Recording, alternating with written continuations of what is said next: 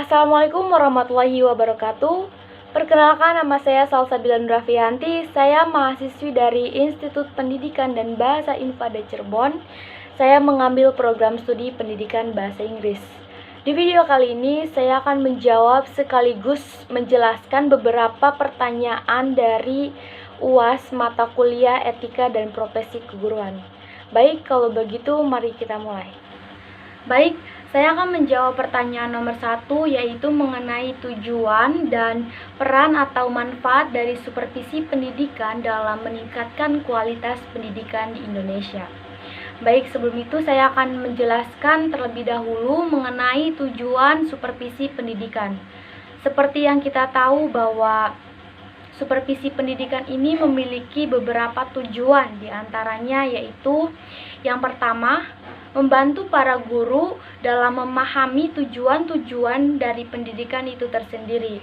Dalam artian, sebagai seorang guru dalam mengajar maupun mendidik, tentunya kita harus memahami dan memiliki tujuan yang jelas atau sesuai dengan Undang-Undang Nomor 20 Tahun 2003 mengenai Sistem Pendidikan Nasional.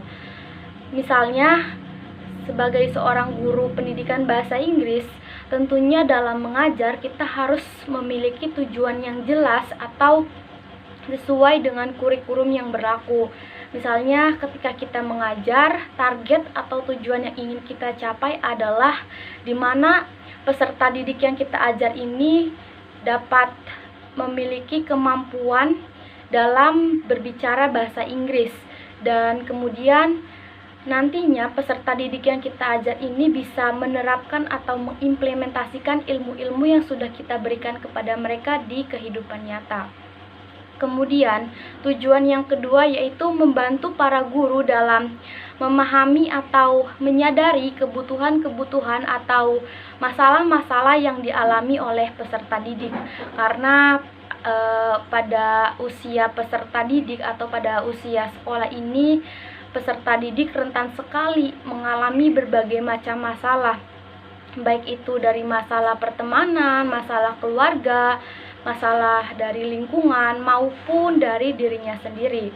Tentunya sebagai seorang guru kita harus peka dan peduli terhadap persoalan-persoalan yang peserta didik kita alami, dan kita harus memperhatikan itu karena akan berpengaruh terhadap psikologis atau perkembangan peserta didik yang kita ajar. Kemudian yang ketiga yaitu membantu para guru dalam menghadapi kesulitan-kesulitan ketika mereka ingin mengajar atau mendidik.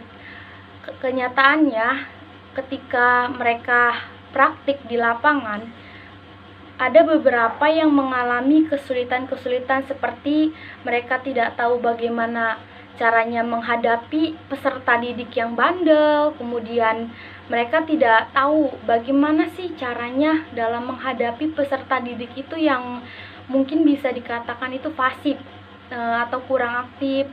Kemudian ketika ada peserta didik yang kurang percaya diri, kita harus bagaimana, dan supervisi pendidikan ini tentunya sangat membantu sekali untuk para guru yang ketika mengajar mengalami berbagai macam kesulitan.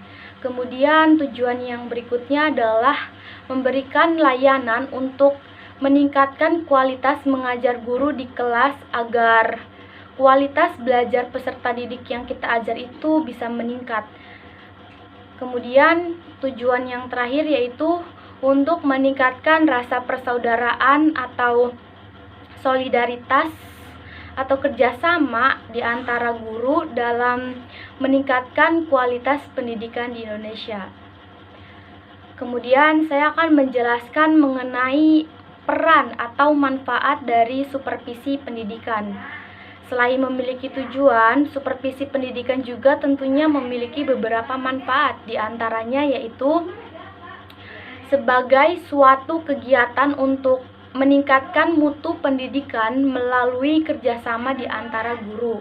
Kemudian, supervisi pendidikan ini merupakan salah satu pemicu atau penggerak terjadinya perubahan pada unsur-unsur yang terkait atau yang berhubungan dengan pendidikan.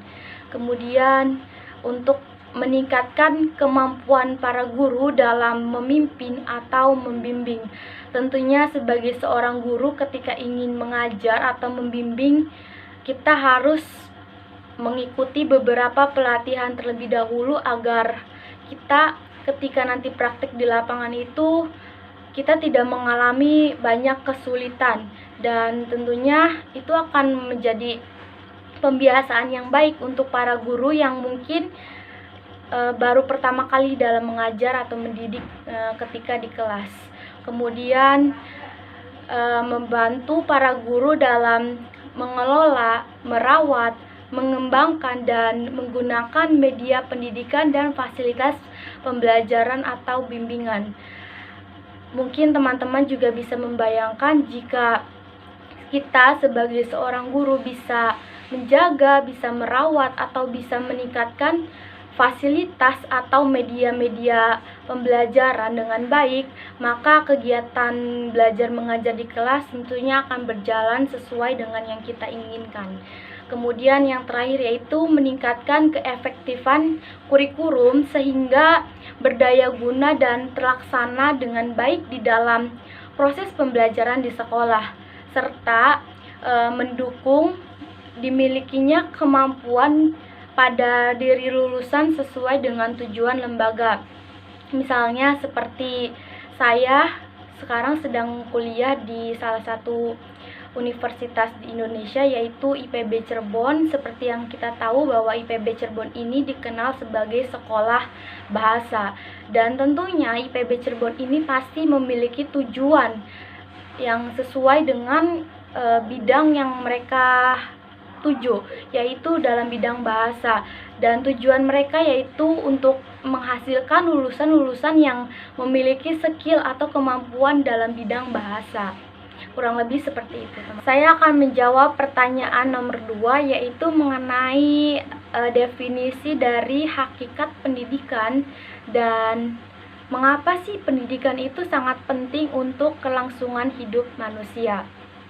Baik. Sebelumnya saya akan mendefinisikan atau menjelaskan mengenai pengertian dari hakikat pendidikan. Hakikat pendidikan adalah proses pembelajaran sebagai upaya untuk mengembangkan aktivitas dan kreativitas peserta didik dengan interaksi yang menghasilkan pengalaman belajar. Kemudian, kenapa sih pendidikan itu sangat penting untuk kelangsungan kehidupan manusia? Karena di sini saya akan menjelaskan beberapa poin. Poin yang pertama yaitu karena pendidikan itu merupakan suatu faktor yang sangat penting dalam kehidupan manusia. Dengan adanya pendidikan diharapkan manusia dapat mengembangkan pengetahuan, keterampilan, dan kreativitasnya, karena pendidikan ini tidak terbatas ya teman-teman, dan memiliki cakupan yang sangat luas. Bukan hanya dari ilmu pengetahuan, tapi kita juga bisa mengembangkan kreativitas maupun keterampilan kita. Kemudian untuk membangun karakter, kembali lagi bahwa pendidikan itu sangat penting bagi kita, karena tidak hanya memberikan kita pengetahuan, akan tetapi mengajarkan kita pada sopan santun dan hal-hal yang benar, atau seperti tata krama, attitude yang baik. Kemudian pendidikan ini memupuk kita menjadi manusia atau individu yang dewasa, atau individu yang mampu merencanakan masa depan dan mampu mengambil keputusan yang tepat dalam hidup. Dan pendidikan ini sangat penting sekali untuk kehidupan kita, karena pendidikan yang baik akan membuat kita lebih manusiawi. Kebayangkan teman-teman, jika hidup kita itu tidak ada pendidikan, maka kita akan menjadi manusia yang mungkin tidak mengenal bagaimana tata krama yang baik, tentang sopan santun yang baik. Kemudian juga kita dalam pendidikan itu dilatih dalam mengambil keputusan yang baik, bagaimana caranya. Kemudian kita juga dituntut untuk memikirkan resiko-resiko kegagalan yang mungkin nantinya akan terjadi di masa depan kita, dan Dengan pendidikan ini sangat membantu kita dalam mensiasati atau meminimalisir kegagalan-kegagalan dalam hidup kita. Kemudian, pendidikan itu sangat penting karena dapat memberikan pencerahan. Pendidikan ini dapat menghapuskan pemikiran yang salah dalam pikiran kita atau dalam benak kita, dan membantu memberikan gambaran yang jelas tentang hal-hal yang berada di sekitar kita agar kita itu tidak kebingungan atau kita tidak salah langkah, tidak salah dalam mengambil keputusan.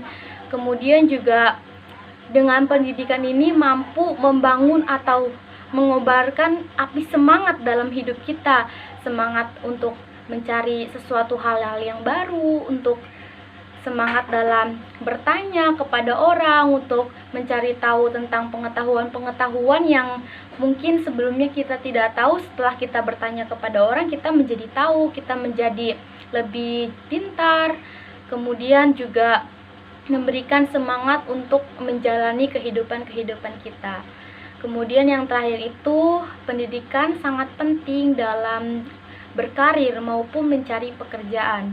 Karena jika kita memiliki banyak ilmu, kita memiliki pendidikan yang baik dan memiliki banyak skill, tentunya kita tidak akan kesulitan dalam berkarir atau ingin mencari pekerjaan. Karena jika kita menjadi manusia yang berkualitas dan tadi memiliki banyak ilmu, maka pekerjaan akan mencari kita, bukan kita yang mencari pekerjaan. Kurang lebih seperti itu. Selanjutnya saya akan menjawab pertanyaan nomor 3. Di sini dibagi menjadi 3 poin, yaitu poin A, B, dan C. Saya akan menjawab poin A terlebih dahulu, yaitu mengenai apa yang dimaksud dengan kode etik profesi.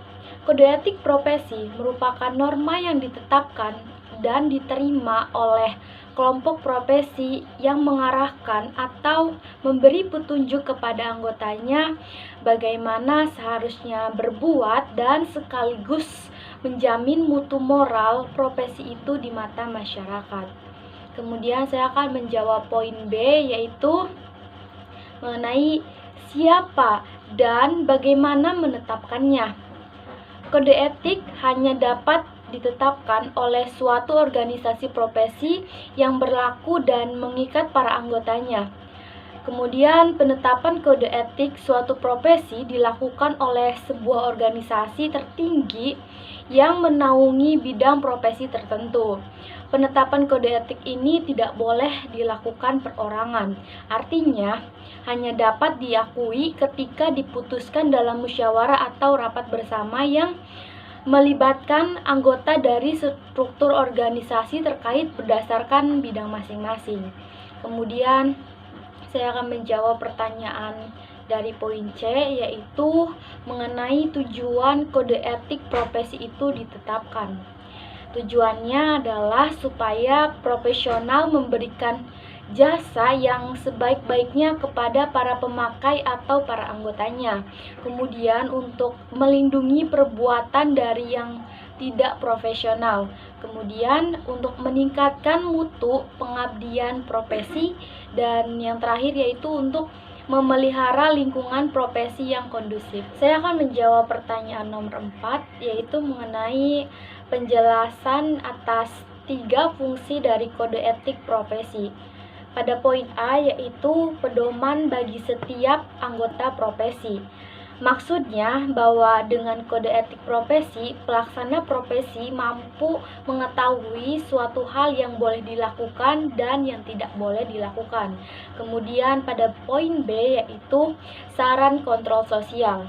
Maksudnya bahwa etika profesi dapat memberikan suatu pengetahuan kepada masyarakat agar dapat memahami pentingnya suatu profesi, sehingga memungkinkan akan pengontrolan terhadap para pelaksana di lapangan kerja ataupun kalangan sosial. Kemudian yang terakhir yaitu untuk mencegah campur tangan pihak luar.